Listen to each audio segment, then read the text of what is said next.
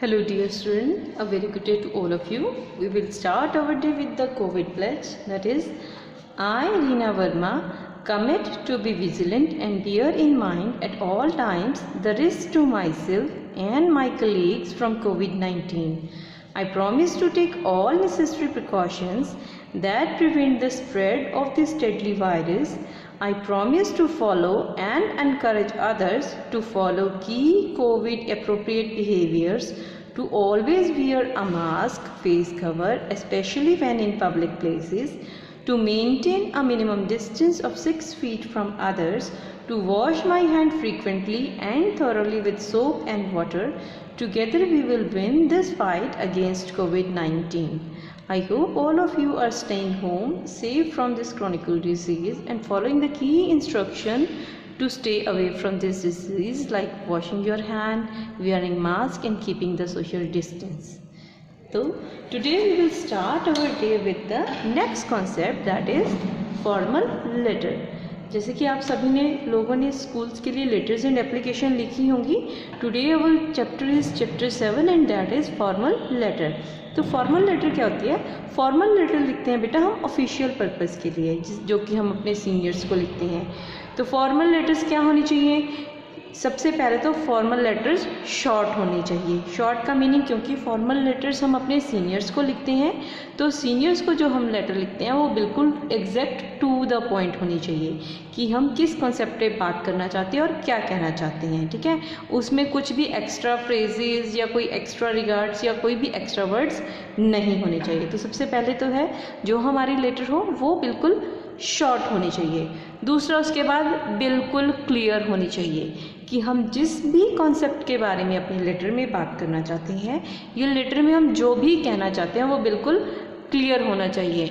ऐसा नहीं है कि हम बात कुछ और करना चाहते हों और हम एग्जांपल्स दे दे के अपने लेटर को एनहांस कर दें.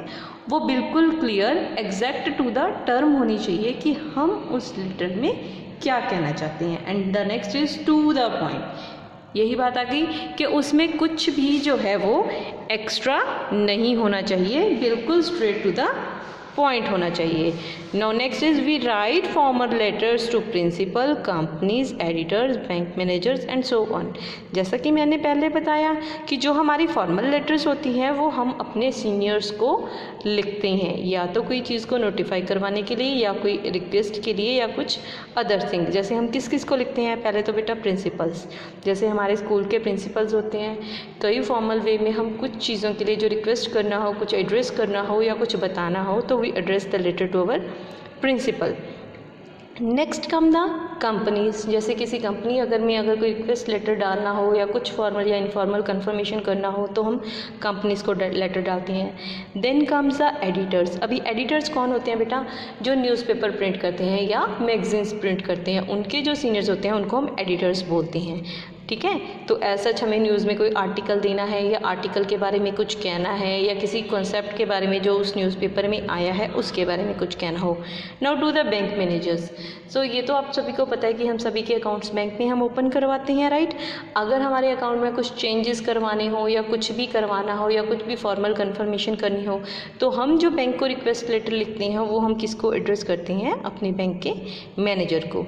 ऐसे ही और कई चीज़ें भी होती हैं. ठीक है, तो letter of application for jobs or for leaves are also formal letters. तो जो लेटर ऑफ फॉर एप्लीकेशन वो हम लिखते हैं जॉब्स के लिए लिखते हैं या लीव छुट्टी लेने के लिए लिखते हैं, वो भी हमारी फॉर्मल लेटर होती हैं. जैसे हमारे पास एक फॉर्मेट लिखा हुआ है बेटे. सबसे पहले लिखा है हमारे पास 2D palace, orchid apartments, 27 ring road, Mysore, 535 710. तो ये क्या चीज़ है बेटे? ये सेंडर का एड्रेस है, यानी कि जो पर्सन ये लेटर सेंड कर रहा है तो सबसे ऊपर उसका एड्रेस आता है, right. Then comes the date जो यहाँ पे मेंशन की है. उसके बाद में आता है बेटा receiver's address. Receiver's address means कि जो पर्सन उस लेटर को रिसीव कर रहा है, तो यहाँ पे कौन रिसीव कर रहा है? द प्रिंसिपल, सेंट मेरी school, 4th grand road, Mysore, 535 720. यानी कि ये हो गया सेंडर का एड्रेस फ्रॉम मैसूर. ये हो गया उस पर्सन का एड्रेस जिसको वो अपनी लेटर दे रहा है, यानी कि जो लेटर को रिसीव कर रहा है. तो यहाँ पे आ गया रिसीवर का एड्रेस, राइट.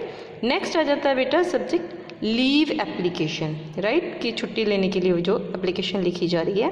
तो यहाँ पे लिखा है डियर मैम, यहाँ पे एड्रेस किया गया है जिसको एप्लीकेशन लिखनी है। My son Ramesh Kumar is student of class 5th। अभी यहाँ पे देखो बेटा माई सन लिखा गया है, तो माई सन मीन्स यहाँ पे पेरेंट्स हैं जो लेटर लिख रहे हैं एड्रेस करके प्रिंसिपल को। It is not the student who is writing the letter. यहाँ पे पेरेंट्स हैं जो कि प्रिंसिपल को लेटर एड्रेस कर रहे हैं, इसी वजह से यहाँ पे सेंडर्स का एड्रेस आया। अगर स्टूडेंट डायरेक्टली लिखता है बेटा तो इन द एंड यहाँ पे स्टूडेंट की डिटेल आती है। अभी पेरेंट्स इस लेटर को एड्रेस कर रहे हैं, तो यहाँ पे पेरेंट्स ने अपने हाउस एड्रेस के बाद प्रिंसिपल को एड्रेस किया। My son Ramesh Kumar student of class 5th B in your school. तो स्टूडेंट की डेजिग्नेशन बताई कि 5th B में है। He has been suffering from high fever from last few days. यहाँ पे रीज़न बताया गया कि पिछले कई दिनों से उसको बहुत तेज़ बुखार है। Doctor has confirm that this is viral fever. तो यहाँ पे उन्होंने कॉज बता दी कि ये डॉक्टर ने कन्फर्म किया कि उसको वायरल फीवर है। He has advised us to keep Ramesh home for at least another week. तो उन्होंने यहाँ पे 1 वीक के लिए रिक्वेस्ट की है कि डॉक्टर ने एडवाइस किया कि उसको कम से कम 1 वीक की रिक्वेस्ट करवाई जाए, ठीक है। I would be much oblige if you kindly grant 2 weeks leave to my son. तो यहाँ पे वो कह रही है कि मैं बहुत शुक्रगुजार होंगी इफ़ यू गिव, कि अगर आप मेरे बच्चे को 2 वीक्स के लिए लीव दे दें। 1 week is as called by doctor and 1 week उसकी रिकवरी के लिए। I have enclose the doctor certificate. तो उन्होंने ये भी कहा है कि जो मैं ये रीज़न बता रही हूँ सफरिंग का कि बेटा बीमार है, तो उसका जो सर्टिफिकेट भी है वो साथ में मैं आपको प्रोवाइड करवा रही हूँ। Then comes thank you, regards हो गई, your faithfully this is the mother. यहाँ पे मदर के सिग्नेचर है। तो ये जो सारा कॉलम होता है बेटा ये बॉडी होता है। तो यहाँ पे जब पेरेंट्स फॉर्मल लेटर भेज रहे हैं तो ऊपर आ गया सेंडर का address, then come state, then come receiver address, then come the salutation. Salutation means किसको एड्रेस की जा रही है letter, then the body of letter कि लेटर में टोटल क्या मेंशन किया गया है, देन कम द क्लोजिंग, जैसे your faithfully with regards yours affectionately, in the end जिस पर्सन ने उस लेटर को भेजा है, ठीक है। तो ऐसे ही इसमें हमारे पास लेटर है to your principal asking for permission to organise a farewell party for your class teacher who is retiring. तो इसमें बेटा स्टूडेंट है जो अपने प्रिंसिपल को लेटर एड्रेस कर रहा है, ठीक है। तो इसमें हम स्टूडेंट का एड्रेस इस तरह से मेंशन नहीं करेंगे, ठीक है। तो हम कैसे मैंने इसको स्टार्ट करेंगे, सीधा टू द प्रिंसिपल से, देन कम द सैल्यूटेशन, फिर उसके बाद आएगी हमारी body of the letter, then comes the closing, उसके बाद स्टूडेंट का name, class and roll number, ठीक है। तो this is how this letter will be written. That is all for today. Thank you.